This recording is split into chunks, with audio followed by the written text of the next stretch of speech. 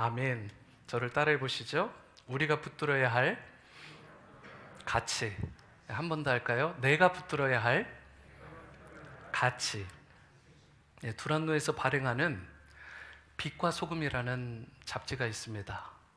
제가 정기 구독을 하진 않았는데 다른 서적을 했는데 최근에 특별하게 1월, 2월호를 이렇게 보내오셨어요. 그래서 바로 지난달이죠. 2월호에 참 좋은 글이 있더라고요. 나중에 찬스가 되면 아마 이것도 정기 구독을 해야 되겠다 싶은데 최근에 일본에서 슈가츠가 활발해졌다고 거기에 기록이 되어 있더라고요. 슈가츠, 이게 뭐냐면 생전에 죽음을 준비하는 그런 활동입니다. 일본의 안자키 사토루라는 분이 살아있을 때 치르는 장례식을 해서 이게 이슈가 되었어요. 본인이 살아있는데 살아있는 동안에 장례식을 한 거예요. 생전 장례식을 한 거죠. 치료가 불가능한 상태의 암이 발견되면서 남은 시간 동안 자신이 알고 있었던 지인들, 그분들을 1000여 명을 초청을 해서 생전에 장례식을 치른 것입니다. 하고 싶은 말, 그리고 남겨야 될 그런 것들을 다 남기고, 그래서 죽음을 대비할 줄 아는 참 지혜로운 분이 아닐까, 그런 생각을 했어요. 남들이 생각 못하는 특이한 그런 죽음을 맞이하는 자세를 보여준 거죠. 그런데 여러분, 죽음에 대해 진정 더 지혜로운 사람이 누굴까? 물론 슈가츠로 죽음을 준비하는 그런 사람도 지혜로운 사람일 수 있지만 사실 엄밀히 따지면 죽음 너머의 영원한 생명을 준비하는 그 사람이야말로 진정 죽음을 대할 줄 아는 지혜로운 사람 아닐까요? 모든 인간에게는 의미에 대한 갈증이 있어요. 의미, 인생의 의미에 대해서. 사람은 본래 의미가 없는 일을 싫어합니다. 그런데 만약에라도 누군가 발견하지 못한 의미를, 그 의미 있는 일을 발견하기만 하면 어떤 위험한 일도 두려워하지 않아요.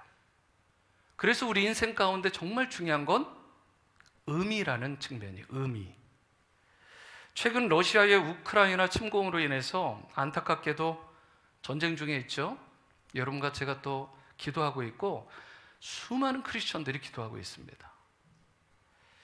이러한 가운데 우크라이나 대통령인 젤렌스키에 관한 기사가 많이 보고도 되고 있는데요. 한 번은 기자가 젤렌스키 대통령에게 전쟁에서 죽는 것이 두렵지 않냐라고 물었어요.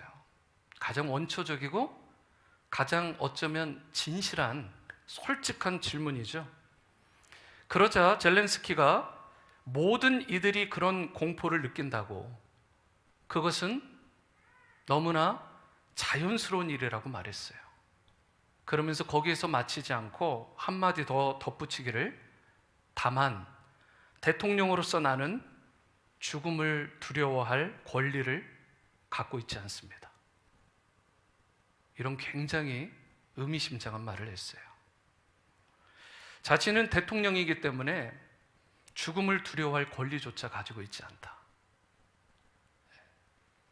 여러분, 자기의 나라, 자기의 민족을 지켜야 된다라는 그 의미, 그 삶의 의미가 그로 하여금 죽음의 두려움마저 극복하게 하고 대통령직을 현장에서 수행하게 용기를 준 것입니다. 인간은 이처럼 자연스럽게 죽음에 대한 두려움이 있죠. 그런데 동시에 영혼에 대한 그러한 갈망이 있는 존재이기도 합니다. 마치 물고기가 물을 갈망하는 것처럼 수많은 식물들이 태양, 이 햇빛을 갈망하는 것처럼 인간은 영원, 이터니티를 갈망하는 존재예요.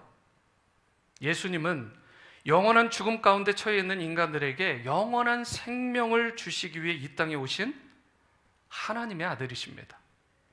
그분의 십자가 죽으심과 부활의 복음을 믿는 이들에게 예수님은 부활의 축복을 약속하셨어요. 자연 법칙 중에 엔트로피라는 법칙이 있습니다. 들어보셨죠? 공학이나 이학 쪽에 이렇게 일하시는 분들은 아실 거예요. 모든 물질은 점점 더 무질서해지고 소멸되어 간다는 법칙이에요. 그런데 동시에 신트로피라는 법칙이 있습니다.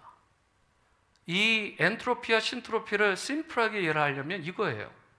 한 알에 씨앗이 있는데 이것이 썩으면 죽잖아요. 이 죽는 자체는 엔트로피입니다. 그런데 죽게 되면 어떻게 되죠? 나중에 많은 열매를 맺을 수 있는 큰 나무로 다시 거듭나게 되잖아요. 새로운 생명을 얻게 되는 거죠. 열매를 맺게 되고. 여러분, 이것을 뭐라고 부르냐? 이게 신트로피입니다. 우리가 예수 그리스도의 그 십자가의 죽으심과, 지금 사순절을 지나고 있는데 십자가의 죽으심에서 끝나지 않고 부활의 신앙을 가진 자들로 날마다 거듭나며 살아갈 수 있는 이 모든 것은 우리의 인생이 십자가에서 엔트로피로 끝나는 인생이 아니라 십자가를 넘어서 부활하신 예수님처럼 우리도 부활한다라는 신트로피의 그 법칙을 따라 살아가는 인생임을 고백하는 신앙이 우리 가운데 있기 때문에 우리는 두려움을 극복하고 용기 있게 부활의 소망 가운데 살아가는 인생들이 되게 되는 것입니다. 우리가 인생에서 진정으로 붙들어야 될 소중한 가치는 이 영혼이라는 측면이고 바로 새로운 생명이라는 측면이에요. 그래서 오늘 본문 14절에서도 이렇게 말씀을 하는 거예요. 14절, 주 예수를 다시 살리시니가 예수와 함께 우리도 다시 살리사 너희와 함께 그 앞에 서게 하실 줄을 아노라. 예수님을 믿고 영접하는 자마다 예수님처럼 죽음을 이긴다라는 거예요. 예수님을 믿고 영접하는 자마다 부활의 영광과 축복을 누리게 하신다는 약속의 말씀이에요. 그리고 15절 말씀도 보세요. 이는 모든 것이 너희를 위함이니 많은 사람의 감사로 말미암아 은혜가 더하여 넘쳐서 하나님께 영광을 돌리게 하려 함이라. 이게 개역 개정만으로 이해가 될 수도 있지만 우리말 성경에 좀 더 쉽게 번역이 되어 있어요. 이런 말씀입니다. 이는 하나님의 은혜가 더 많은 사람들에게 풍성해져서 넘치는 감사로 하나님께 영광을 돌리게 하려는 것이라. 하나님의 은혜가 더 많은 사람들에게 풍성해져서 더 많은 사람들이 하나님께 영광을 돌리게 하려는 것, 이것이 우리의 삶의 의미이고 삶의 목적이라는 거예요. 그리고 이 비밀을 아는 자가 엔트로피를 극복하고 넘어서서 신트로피의 인생을 살아가는 자들이라는 것입니다. 많은 사람들이 이 땅의 삶이 전부인 줄 알아요. 그러니까 너무나 자연스럽게 사는 날 동안에 잘 먹자, 잘 살자, 잘 즐기자, 거기에다만 온통 초점을 맞추는 거죠. 왜요? 또 다른 세상이 없으니까, 영혼이라는 측면이 없으니까. 그런데 우리 크리스천은 달라야 되지 않겠어요? 영원한 생명, 영원한 가치를 위해서 삶의 초점을 맞춰야 되는 것이고, 주님의 나라, 주님의 영광을 위해서 아낌없이 내 인생을 드리고 헌신할 줄 알아야 되는 것입니다. 그게 크리스천이에요. 그것이 이 땅을 살아가는 우리가 추구해야 될 참된 가치가 되는 것이고, 영원히 쇠하지 않는 절대 가치가 되는 거예요. 우리는 이처럼 일시적이고 순간적인 이 땅의 것들에 초점을 맞추기보다는 영원한 가치에 초점을 맞추고 거기에 투자하며 헌신하는 삶을 살아야 되는데, 그렇다면 우리가 인생에서 진정으로 붙들어야 될 그 절대 가치들, 진정한 가치들은 무엇인지 오늘 본문에 나와 있는 이 말씀을 통해서 우리가 함께 조명해 보며 은혜를 나누고자 합니다. 첫 번째로 우리가 인생에서 붙들어야 될 가치는 겉사람이 아닌 속사람의 가치다라고 말씀을 해요. 겉사람이 아닌 속사람의 가치. 16절 말씀을 보시기 바랍니다. 그러므로 우리가 낙심하지 아니하노니 우리의 겉사람은 낡아지나 우리의 속사람은 날로 새로워지도다. 여기서 겉사람, 속사람이 대비가 되죠. 겉사람과 속사람이 나오는데, 겉사람은 뭐예요? 세월의 흐름에 따라서 자연스럽게 늙어가는 걸 말하는 거예요. 그런데 속사람은요, 갈수록 예수님을 닮아가고 그로 인해서 날마다 새로워가는 특징이 있는 거예요. 겉사람은 엔트로피로 끝나지만 속사람은 신트로피를 회복하는 것입니다. 세상 사람들은 온통 겉사람, 곧 외모와 같은 것에 더 신경 쓰고 더 중시하는 경향이 있죠. 어느 정도는 필요해요. 하지만 여러분, 우리 신자들은 달라야 된다고요. 속사람, 내 영혼의 속 심령에 더 집중하고 그것을 더 아름답고 건강하게 만드는 일에 투자해야 됩니다. 겉사람은 우리가 아무리 잘 관리해도요, 성경에 나와 있잖아요. 그리고 이게 진리 아닙니까? 여러분들이 경험하신 것처럼 낡아지고 후패해져 간다라고 말합니다. 내 젊음이 영원할 것 같지만 그렇지 않잖아요. 여러분 어떠세요? 제가 흰머리가 나고 깜짝 놀란 적이 있어요. 나도 흰머리가 나는구나. 그러니까 요즘에는 애들이 머리를 뽑아주려고 하면 겁이 나요. 흰머리를 다 뽑고 나면 남는 머리가 없을 것 같아서. 이 사람은 변하게 되어 있죠. 얼굴에 나이가 들어가면서 주름도 패이게 돼 있고요. 그리고 자연스럽게 건강의 모든 기능들이 떨어지고, 그리고 피부도 거칠어지기 마련이고요. 머리카락도 하얗게 변하게 되어 있습니다. 그건 자연스러운 거예요. 아무리 염색을 해도 그걸 다 커버할 수가 없습니다. 왜요? 겉사람은 후패해져 간다라는 진리이기 때문에. 이게 엔트로피예요. 여러분, 그런데 가만 생각해 보세요. 우리의 진짜 모습이 무엇인가? 우리의 진짜 모습, 김 집사님이 이 집사님, 최 집사님을 말할 때, 그분을 이야기를 할 때 그 겉모습을 보면서 그게 그 집사님이지 라고 말하나요? 아니면 그의 속 심령을 보면서 그분을 이야기를 하나요? 우리가 한 인생이 마무리를 할 때 그 사람의 겉모습을 보면서 기념하나요? 아니면 그분의 속 심령을 보면서 우리가 그분이 살아온 행적들을 기념하나요? 우리가 너무나 겉사람이 후패해져 가는 것을 슬퍼할 필요 없어요.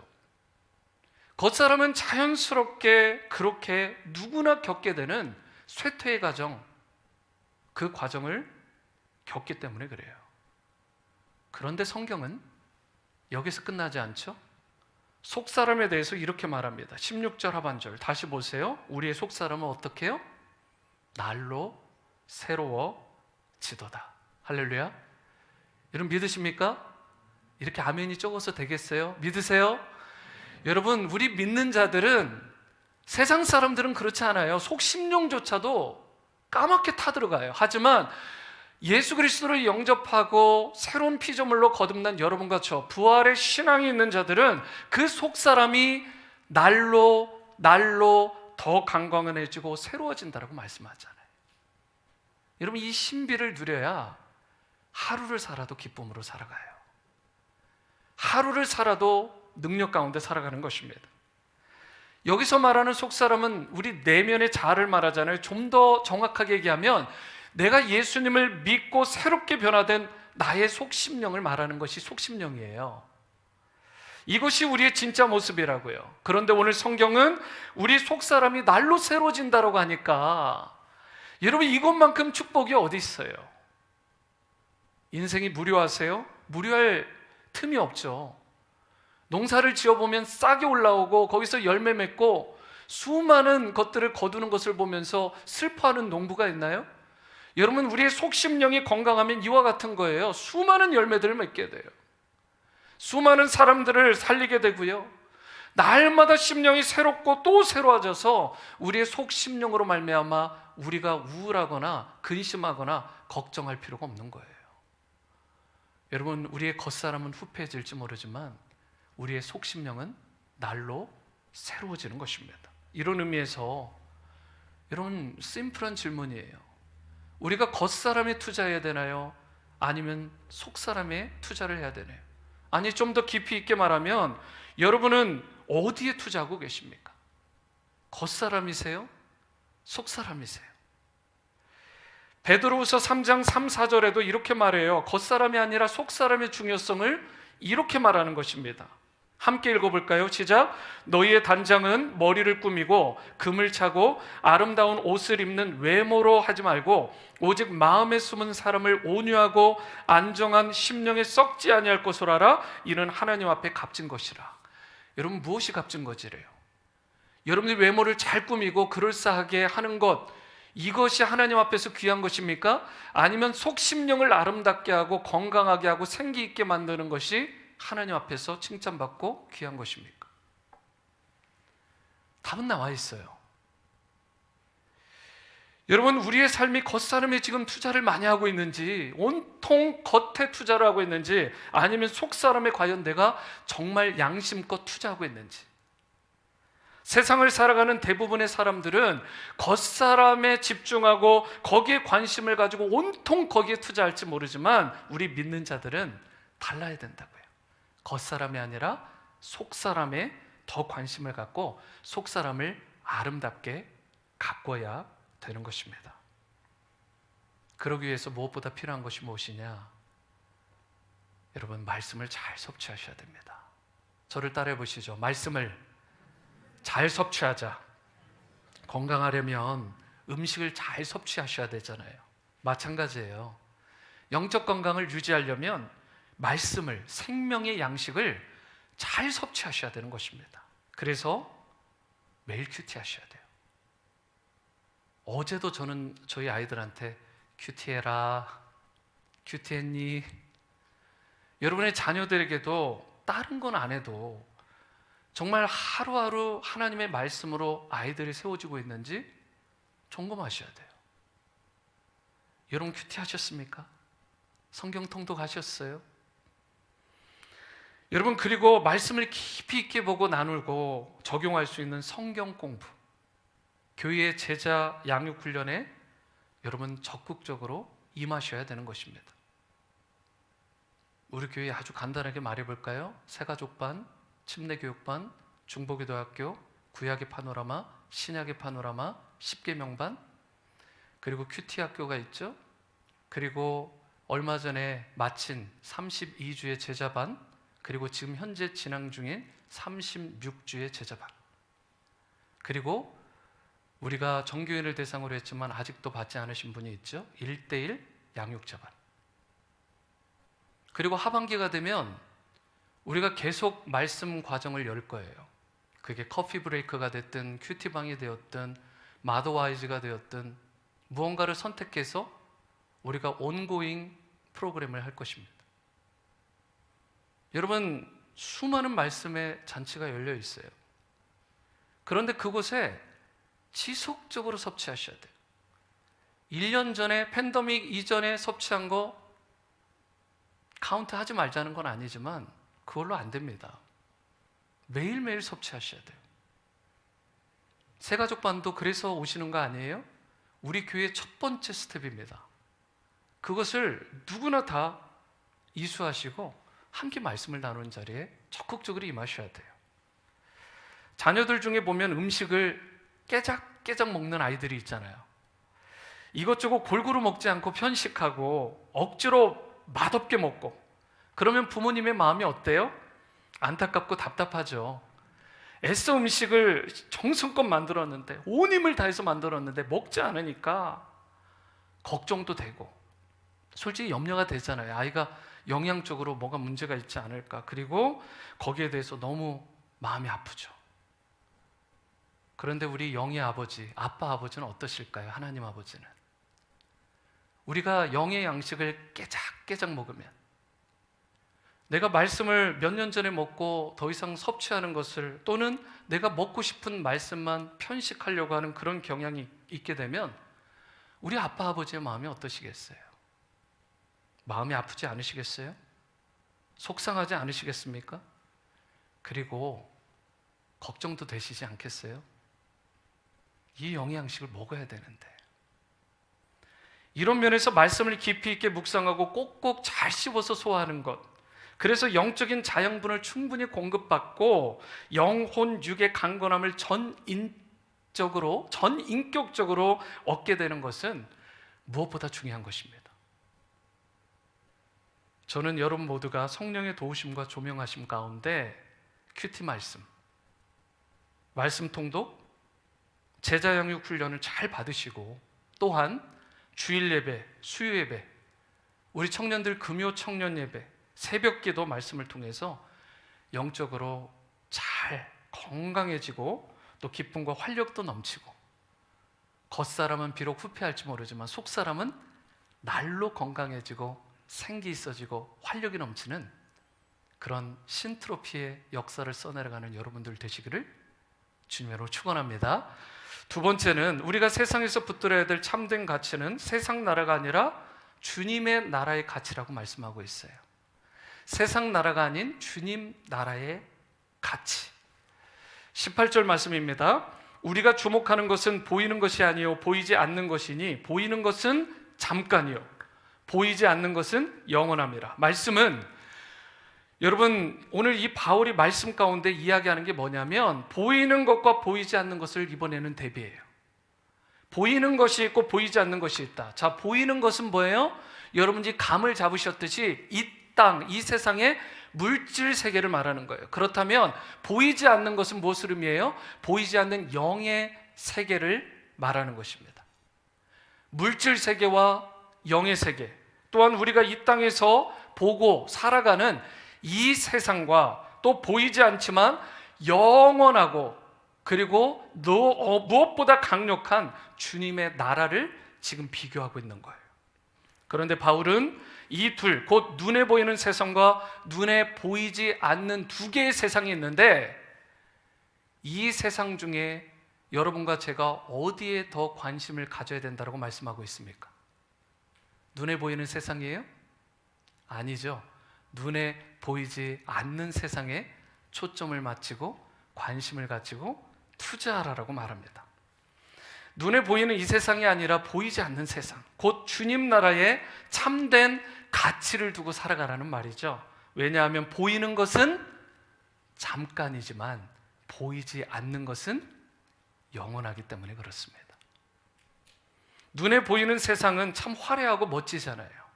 여기에 현혹될 만한 일들이 얼마나 많습니까?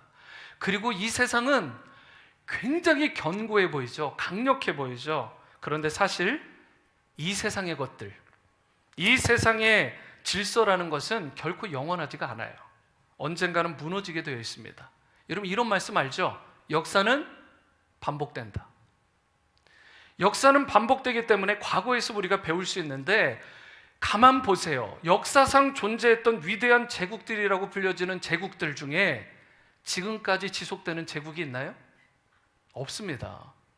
바벨론 제국 무너졌어요. 그 견고한 성, 난공불락의 성이었는데 무너졌어요. 수로 하나로 사람이 들어가가지고 결국은 문 열고 무너진 거예요.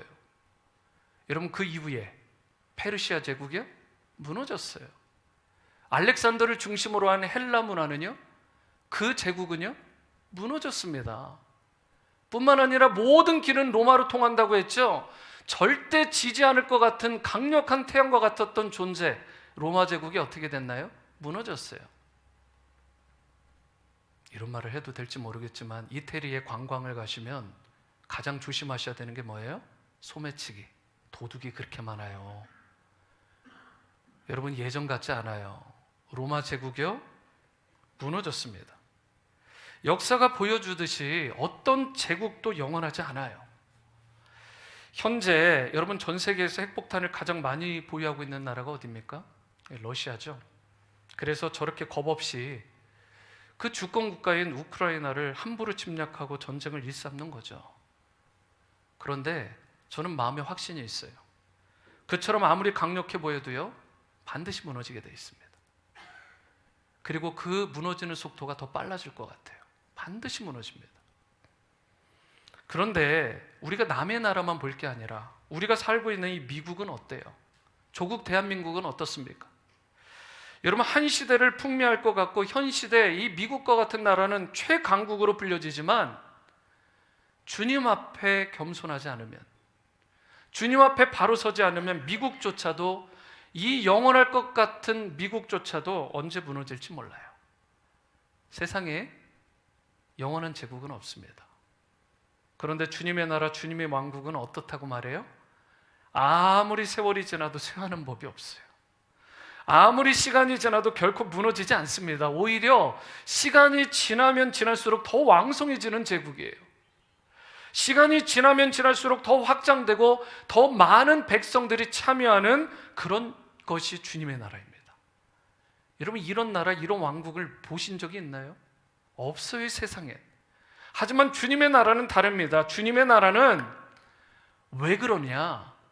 영원하시고 불변하시고 절대적인 우리 주님께서 그 나라를 통치하시기 때문에 그래요.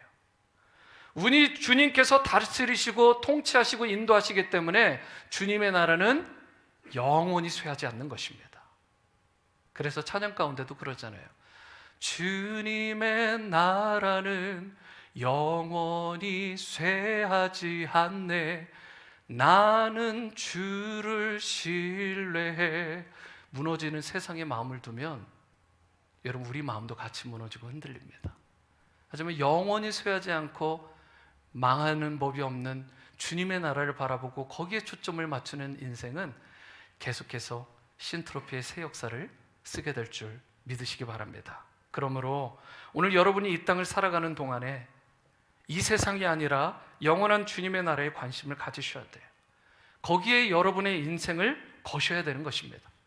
순간적인 것, 일시적인 것, 잠깐 있다가 사라질 안개와 같은 세상 부귀, 명화, 이런 영광이 아니라 우리 다시 오실 주님, 그 영원하신 주님의 나라와 영광을 바라보며 여러분 힘차게 달려나가시고 투자하시는 여러분 되시길 바랍니다. 그리하여 단 한 번을 살더라도, 사실 한 번뿐인 인생이죠. 단 한 번을 살더라도 바르고 가치 있고 아름답게 살아가는 믿음의 주역들로, 열매 맺는 성도들로 계속해서 살아가시는 여러분들, 또 신앙의 명문과 이루시게 되기를 주님으로 축원합니다. 세 번째이자 마지막은 우리가 인생에서 붙들어야 될 참된 가치는 주님을 위한 고난의 가치라는 거예요. 우리가 이 가치에 집중을 하라는 거죠. 주님을 위한 고난에 동참하는 이 가치를 알아야 되는 것입니다. 인생의 진정한 맛, 인생의 깊은 묘미는 여러분 어디에서 경험하셨나요? 여러분들이 잘 나갈 때, 무언가 성공할 때, 그때마다 인생의 묘미를 느끼셨어요? 아니지 않아요? 인생의 진짜 깊은 정수, 그 묘미는 우리가 고난을 통과할 때 또는 통과한 후에 그 묘미를 맛보게 되는 거예요. 여러분, 인생의 고난이 없이는 진정한 인생의 맛을 모르는 것입니다. 특별히 주님을 위해서 받는 고난, 진리를 위한 고난, 누군가를 사랑하고 섬기고 베풀기 위해서 받게 되는 고난은 그 무엇과도 바꿀 수 없는 영원하고 영광된 가치가 되는 것이고, 그리고 여러분과 제가 반드시 붙들어야 될 가치가 되는 것입니다. 바울은 고난이 가져올 영광을 이렇게 소개하죠. 17절 말씀이에요. 우리가 잠시 받는 환난에 경한 것이 지극히 크고 영원한 영광에 중한 것을 우리에게 이루게 한다. 여기에서 환난이라는 단어는 고난이죠. 같은 말이에요. 그런데 고난은 잠시 받는 것이라고 했죠. 놀랍지 않아요? 대부분의 사람들, 저를 포함해서 우리 인생들은 고난 당하면 이게 언제 끝날까? 영원히 끝날 것 같지 않은 그런 느낌을 가질 때가 한두 번이 아니에요. 이 고난 가운데 우리가 무너지는 게 그것 때문에 그런 거 아니에요? 이 일이 언제 끝나나? 그런데 성경은 뭐라고, 이 진리의 말씀은 뭐라고 말씀하고 있어요? 그 고난? 잠시야. 그 고난 곧 지나가. 이렇게 말씀하는 거예요. 여러분, 그렇다면 뭐가 맞는 거예요? 내 생각과 내 감정이 맞는 것입니까? 진리의 말씀이 맞는 거예요. 진리의 말씀이 말 그대로 진리죠. 그러니까 진리인 거죠. 여러분, 성경에서는 분명히 우리가 당하는 환난은 잠시뿐이다. 우리가 받는 고난은 경한 것, 곧 가벼운 것이라고 말해요. 감당하지 못할 시험이 없다라는 뜻 아니에요? 우리가 당하는 고난, 죽겠다 말할지 모르지만 죽는 법이 없다라는 거예요. 우리가 당하는 이 고난은 가벼운 것, 그리고 일시적인 것, 순간적인 것이기 때문에 반드시 지나가게 돼 있다라는 거예요. 그런데 그 반면에 영원한 것이 있어요. 성경을 다시 보시면 그 영원한 것은 하나님의 나라이고, 그리고 그 영원한 것은 하나님이 여러분과 저에게 베풀어 주시는 영광과 축복이라는 것이에요. 고난은 잠시지만 주님이 우리에게 누리게 하시는 영광과 축복은 영원하다는 것입니다. 할렐루야. 여러분, 이게 영적으로 깨달아지고 믿어지고 고백되어지고 살아내줘야 되는 거예요. 여러분, 우리가 붙들어야 될 최고의 가치는 그렇기 때문에 이 땅에서 받는 고난, 그거 내가 받겠다라는 거예요. 특별히 주님을 위한, 주님 나라를 위한, 복음을 위한 고난, 그 환난, 내가 사도 바울처럼 기꺼이 받겠다라는 거예요. 침뱉음, 능욕, 수치, 내가 져야 될 십자가가 있다면 내가 그 고난 받겠다라는 거예요. 왜요? 그 고난은 가벼운 거예요. 그 고난은 일시적이고 순간적인 것입니다. 곧 인해 지나가고 사라지는 거예요. 하지만 우리가 그 고난을 통과함으로 받게 되는 하나님이 여러분과 저에게 베풀어 주시는 영광과 그 축복은 끝이 없어요. 영원히 누리게 되는 거예요. 여러분, 어디에 투자하시겠어요? 여러분, 우리는 잠시 잠깐 바라보고 또 우리가 잠시 잠깐 당하는 고난에 우리의 시선을 두고 마음을 뺏기면 안 됩니다. 영원한 가치, 영원한 축복, 그 영광에 우리의 모든 것을 다 집중해야 되는 거예요. 그런데 사실 저를 포함해서 어떤 고난도 여러분, 우리가 아프지 않은 인생이 없잖아요. 고난 그 자체는 분명 힘들고 아픈 것입니다. 그러나 그 고난 뒤에 따라올 영광과 비교하게 되면 오늘 성경은 분명히 말씀해요. 현재 겪는 고난은 가벼운 것이고 아무것도 아니다.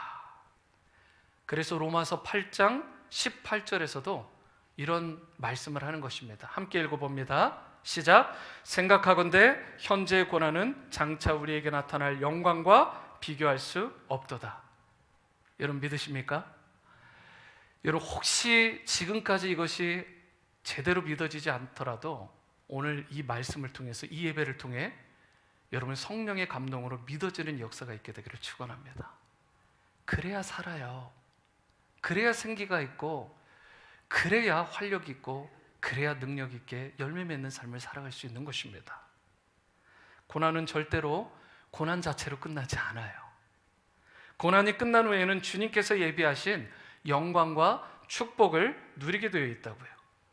그런데 여기서 말하는, 강조하는 고난은 우리가 깊이 있게 생각해 봐야 될 이슈예요.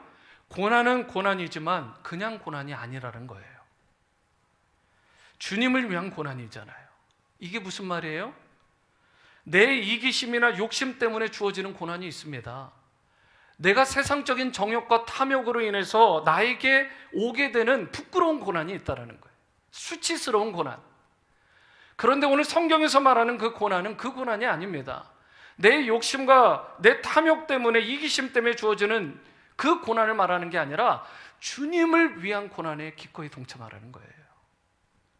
주님 앞에서 부끄럽지 않은 영광된 고난, 이것을 바로 성경에서 여러분과 저에게 권면하고 있는 것입니다. 우리는 이처럼 주님을 위한 영광스러운 고난에 기꺼이 동참해야 돼요. 그 고난을 추구하는 삶을, 그 십자가를 기꺼이 기쁨으로 지고 주님을 따르는 삶을 살아야 되는 것입니다. 그래야 우리의 삶이 더 신실하고 깊어지고 의미 있어지고 열매 맺는 삶을 살아가게 되는 거예요.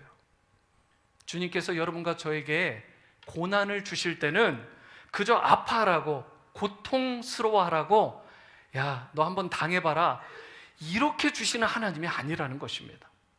고난 이면에는 반드시 분명한 주님이 만들어 놓으신 이유와 뜻과 섭리가 있다는 거예요. 고난에는 뭐라고요? 이유와 뜻이 있다. 도서 중에 지선아 사랑해라는 책이 있습니다. 많은 분들이 이미 알고 계시고 또 읽으셨을 수도 있는데, 그 저자 이지선 씨라는 분이잖아요. 이분이 대학 4학년입니다. 한참 이제 졸업을 준비하고 이제 직장에 취업할 것을 기대하면서 여름 학기를 듣고 있는데, 그때도 여느 때와 다름없이 자기 오빠의 차를 타고 학교에서 집으로 돌아가던 길이었다고 해요. 그런데 신호를 대기 중에 그냥 신호에 서 있었어요, 차가. 그런데 그 시간에 음주운전, 이것을 해가지고 뺑소니까지, 앞에 사고를 하나 내고 그걸 도망가야 되니까 엄청난 속도로 도망가던 차가 그만 이 차를 친 거예요. 한 대를 친 게 아니라 그 자리에 있던 7대를 동시에 쳤다고 합니다. 그러니까 막 그 자리가 아수라장이 되는 거죠. 얼마나 속도를 냈는지 지금 이지선 씨가 타고 있는 차에 불이 붙어버렸어요. 어떻게 될까요? 온몸에 화상을 입은 거예요. 이 기사를 보니까, 그리고 이 책의 내용을 보니까 전신의 55%의 피부가 손상이 됐다고 그래요. 피부의 55%요. 이 겉만이 아니라 속까지 타들어가고 뼈가 다 드러나는 거예요. 이게 최악의 상태인 3도 화상. 그래서 가까스로 이 오빠가 정신을 차리고 차가 폭파하기 전에, 그 폭파했으면 그 자리에서 직사했겠죠. 근데 폭파 직전에 가까스로 그나마 구출하고 자기 겉옷으로 막 불 꺼주고 해서 응급실로 부랴부랴 갔는데, 거기서 딱 이야기하는 게 가망 없습니다. 첫 번째 병원에서 딴 데로 보냈어요. 그 시간에 또 골든타임을 놓치고 두 번째 병원에 갔는데 안 될 것 같은데요, 장례 준비하셔야 되겠습니다. 여러분, 그러한 지경이 된 것입니다. 꽃다운 나이예요. 대학교 4학년 여대생. 여러분, 그 상황 가운데 도저히 안 된다고 했을 때 가족들이 다 굿바이하고 진짜 인사까지 다 했다고 그래요. 엄청나게 고통 가운데 온 가족이 휩쓸린 거죠. 그런데 일주일을 치열한 사투 끝에 겨우겨우 산소호흡기를 떼는 순간까지 갔다고 그래요. 일주일 만에. 그리고 이분의 고백에 따르면 첫 물 한 모금을 마셨는데 그 맛이 지금도 잊혀지지 않는데요. 20년이 지났는데도 그 물맛을, 그 꿀맛과 같은 물맛을 잊을 수가 없대요. 너무 시원하고 너무 달더래요. 그래서 세상에 누리는 공기든 물이든 이 모든 것들이 그 고난을 통해 진짜 귀하구나, 책을 통해서 배운 게 아니라 자기의 그 고난을 통해서, 삶을 통해 이 여대생이 깨닫게 된 거예요. 어린 나이에. 결국은 이 거지를, 이 피부를 덮고 있던 모든 헝겊들을 이제 푸르는 시간이 되었는데, 부분적으로 너무 두려우니까 아프기도 하고 살짝 풀었는데 거기에 피부에 살색이 하나도 없는 거예요. 다 번데가지고, 이분의 표현에 따르면 닭 피부 있잖아요. 닭. 빨간 피부. 딱 그런 것처럼 빨갛고 노란 지방 덩어리들이 그대로 드러나 있는 피부. 거기다 뼈까지 여전히 앙상하게 드러난 그 상태. 그 순간 이제 더 이상 살 수 없겠구나 라고 하면서 다시 한번 절망에 빠졌다고 그래요.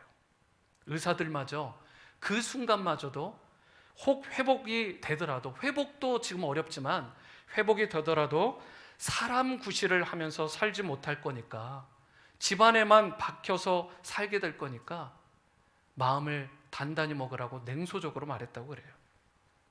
23살 여대생이 감당하기에 너무 흉측한 몰골로 변해서, 여러분들이 이지선이라는 분을 구글에서 찾아보면 알겠지만 이 시간별로 모습이 변한 게 있어요. 요즘에도 보니까 손가락 이게 없더라고요. 다 끊겨가지고. 이 목 이런 데도 그렇고. 흉측한 몰골로 변해 있으니까 한동안 거울을 보지 못하는 거예요. 그럴 만하지 않겠어요?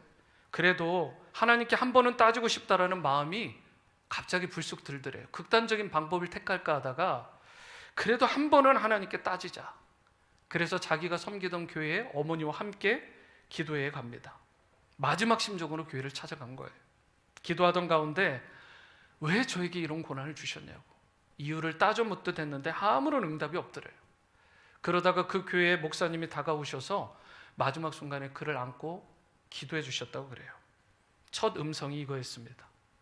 사랑하는 딸아. 그런데 그 순간 온몸에 전율이 돋더래요. 이건 하나님의 음성이다. 내가 그렇게 구했던 하나님의 음성, 왜 나에게 이런 고난을 주셨냐라고 할 때 하나님은 나에게 내가 너를 사랑한다라고, 사랑하는 딸이라고 나에게 음성을 주셨다라는 거예요. 자기도 자기 자신을 사랑할 수 없던 중이었는데 하나님이 자신을 사랑한다라는 말씀을 주시니까 마음이 무너지더래요. 그리고 살 소망이 생기더랍니다. 그러면서 이런 고백을 해요. 이후로 내가 병들고 힘들고 약한 자들에게 희망의 메시지가 되게 할 것이다. 내가 너를 사용하겠다. 그 음성을 들은 후에 약 8개월 동안 일어난 지난 일들을 쓰라는 감동이 있어서 글을 쓰기 시작한 거예요. 아시겠지만 손가락이 다 망가진 상태로 겨우겨우 쳐나간 것입니다. 그래서 나온 책이 지선아 사랑해입니다. 그리고 지금까지도 수많은 사람들에게 감동과 희망을 선사하고, 특별히 막다른 골목까지 밀려서 극단적인 생각을 했던 사람들에게 수많은 생명을 살리는 귀한 책이 된 거예요. 힐링 캠프와 같은 방송 프로그램에도 나오게 되고, 기독교 방송국 뿐만 아니라 수많은 교회를 다니면서 이 간증 집회를 하는, 그래서 주님이 약속하신 대로 희망의 메신저의 역할, 사람을 살리는 그런 신트로피의 역할을 이 자매가 감당을 하게 된 것입니다. 그 후로 감사한 건 이지선 씨가 여러 사람들의 후원으로 미국 UCLA에서 사회복지학 박사학위를 막 받게 되었고, 그리고 2017년부터는 여러분이 잘 아시는 한동대학교의 교수로 재직 중에 있습니다. 이지선 씨는 비록 지금도 여전히 수술을 받아야 되는 상태예요. 20년이 지났는데도 다리에 있는 피부를 이식해서 얼굴이나 목이나 이런 쪽에 이식을 해야 된다는 상태랍니다. 아직도 수술을 받아요. 예전에 건강한 피부, 아름다운 외모로 돌이킬 수는 없지만 지금 자신의 모습을 결코 부끄러워하지 않고 오히려 감사하면서 더 행복하게, 그래서 예전으로 돌아갈 수 있다면 돌아가겠냐라고 할 때 No, 아니라라고 정확하게 말할 수 있는 그런 인생이 되었다라고 고백을 하는 거죠. 그러면서 지선 씨가 이와 같은 말을 하더라고요. 자꾸만 세상은 눈에 보이는 것이 중요하다고 마치 그것들이 영원할 것처럼 말하지만, 사실 정말로 중요하고 영원한 것들은 눈에 보이는 세상이 아닌 보이시지 않는 주님 안에 있습니다. 주님께서는 보잘것없는 질그릇 인생, 깨어지고 산산조각난 저를 다시 붙여주셔서 쓸만한 그릇으로 만들어주셨습니다. 이제 주님께서 저에게 새로운 얼굴을 사랑할 수 있는 은혜를 주셨고, 놀라운 기적들을 베풀어 주셨고, 제 안에 영원한 기쁨과 행복을 주셨습니다. 이 모든 것들은 저에게 닥친 고난이 아니었다면 결코 받을 수 없는 보물이었고 받을 수 없는 축복이었습니다. 사랑하는 여러분, 여러분에게 닥치는 고난은 결코 고난 자체로 끝나지 않습니다. 고난 뒤에는 반드시 주님께서 예비하신 영광과 축복이 있습니다. 찬양 중에 예수 늘 함께 하시네라는 아주 귀한 곡이 있죠. 1절 가사가 이렇게 시작합니다. 마지막으로 잘 들어보세요. 고단한 인생길, 힘겨운 오늘도 예수 내 마음 아시네. 지나간 아픔도 마주할 세상도 예수 내 마음 아시네. 지선아, 내가 널 사랑해 라고 하는 그 음성처럼 주님께서 오늘 여러분의 마음을 아시고 누구누구야 내가 널 사랑해, 그 음성을 들려주시는 거예요. 그러면서 후렴의 가사, 믿음에 눈들어 주를 보리, 이 또한 지나가리라. 주어진 내 삶의 시간 속에 주의 뜻 알게 하소서. 사랑하는 여러분, 우리 눈에 보이는 세상의 것들에 여러분 그 영원하지 않은 것들에 마음 쏟지 마시고, 우리가 가진 소유나 그런 자랑도 영원하지 않다라는 사실을 기억하시고, 우리의 젊음도 영원하지 않다라는 것, 심지어 우리가 지금 겪고 있는 시련, 불행, 고난이나 환난이라 말할 수 있는 이 모든 것도 결코 영원하지 않다라는 것을 기억하시기 바랍니다. 이 또한 지나가리라. 이 또한 지나가리라. 그러므로 어떠한 고난과 환난에도 여러분에게 안겨주실 주님이 예비하신 영광과 축복을 믿고 기대하시고요, 이제 썩어질 세상같이 썩어질 세상의 영광이 아니라 영원한 가치, 영원한 주님의 나라와 영광을 위해 달려나가는 여러분과 저의 인생이 될 수 있게 되기를 바랍니다. 하루를 살아도 기쁨으로 살아가시고 후회도 염려도 다 온전히 주님께 맡기심으로 주님이 주시는 담대함과 용기로 그렇게 승리하시고 주님 앞에 섰을 때 잘했다, 수고했다, 그런 칭찬과 격려를 받고 상급받는 여러분과 저의 삶, 우리가 모두가 될 수 있게 되기를 주님의 이름으로 축원합니다. 우리 자리에서 다